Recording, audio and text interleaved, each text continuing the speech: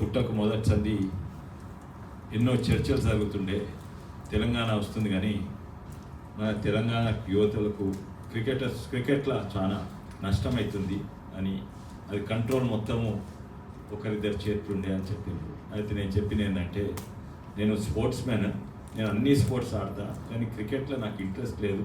నేను గల్లీ క్రికెట్ తప్ప ఇప్పుడు ప్యాడ్స్ ఆడుకొని గ్లౌస్ తోడుకొని క్రికెట్ లేదు, నేను ఇంట్రెస్ట్ లేదంటే వారు అన్నారు ఇది నీ కొరకు కాదు, ఇది తెలంగాణ యువత కొరకు అని వాళ్ళు కన్విన్స్ చేసిన ఒక గవర్నెన్స్ ప్రకారంగా నడిపిన ఇన్స్టిట్యూషన్ తయారు చేస్తామంటే అప్పుడు తప్పనిసరిగా నేను సపోర్ట్ చేస్తాను. నేనే కాదు, అప్పుడు ఎల్ల లక్ష్మీనారాయణ గారు ముఖ్యంగా అండ్ ధన్ గురువారెడ్డి గారు ఎన్నోసార్లు అప్పుడు తను బీజేపీలో ఉన్నా కూడా పాల్వాయి గోవర్ధన్ రెడ్డి గారు అన్ని పార్టీలు, దత్తాత్రేయ గారు తర్వాత అన్ని పార్టీలు, మేము అప్పుడు టీఆర్ఎస్ ఉంటివి, అన్ని పార్టీలు కలిసి తెలంగాణ యువత కొరకు ఇది కొందరు చేతులున్న హైదరాబాద్ క్రికెట్ అసోసియేషన్ హైదరాబాద్కే పరిమితం కానీ గ్రామీణ ప్రాంతాలలో అసలు క్రికెటర్స్ అందరూ, ఎందుకంటే ఇంతకుముందు క్రికెటర్స్ అంటే పట్నం నుంచే ఉండేది.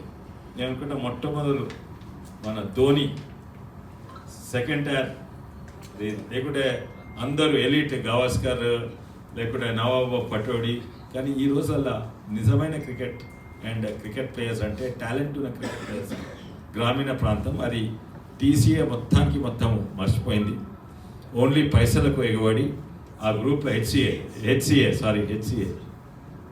పై లీగ్స్, ఆ టీమ్స్, ఆ ఓటింగ్ ప్యాటర్న్స్ ఇవన్నీ ఓన్లీ బేస్డ్ ఆన్ మనీ అని మేము అందరు కన్విన్స్ అయినాము. ఇది తెలంగాణ కొరకు, ఒక పార్టీ కొరకు కాదు, ఒక రాజకీయ నాయకుని కొరకు అందరు కలిసి పనిచేసినాం.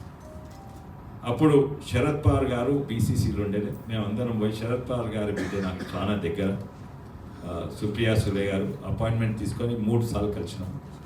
దాని తర్వాత అనురాగ్ ఠాకూర్ నాకు మంచి మిత్రుడు, ఎన్నోసార్లు కలిసినాం. ఆయన తమ్ముడు ఉండే అరుణ్ ఉండే, అరుణ్ అంత తెలియదు కానీ అరుణ్ కూడా కలిసినాము. దాని తర్వాత వినోద్ రాయ్ గారు ఉండే, తను మా ఫాదర్కు దగ్గర ఉండేది, తను ఏది అపాయింటెడ్ బై సుప్రీంకోర్టు అపాయింట్ చేసిన తర్వాత. ఇంకా దగ్గర మిత్రుడు 2 వారాల కింద కూడా కలిసిన, రెగ్యులర్ కలుస్తుంటాడు, ప్రతి నెల 2 సార్లు కలుస్తుంటారు, రాజీవ్ శుక్లా గారు రెగ్యులర్ కలుస్తుంటారు. అయితే ఏమి చేయాలో అన్నీ కూడా చేసినాం, అయినా ఫలితం కాలేదు.